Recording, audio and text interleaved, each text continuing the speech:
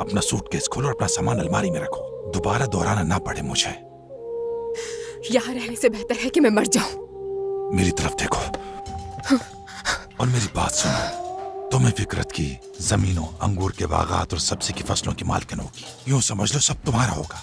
सिर्फ इस बारे में सोचो, जहां तक इसकी जमीनें सब तुम्हारी होगी। अकल इस्तेमाल करो, ये सब तुम्हारा होगा। तुम्हें दर दर की ठोकरें खाने की जरूरत नहीं पड़ेगी।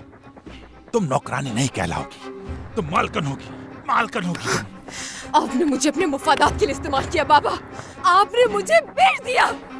नाशुक्री लड़की, आखिर में तुम्हें किस तरह समझाऊं? तुम्हारी अकल पर पर्दा पड़ गया है। तुम वो करोगी जो मैं कहूंगा। तुम्हें फिक्रत से शादी करनी होगी। मैं नहीं करूंगी। तुम्हें करना होगी। मैं नहीं करूंगी। तुम्हें करनी होगी। मैं उस आदमी से शादी के बजाय मरना पसंद करूंगी।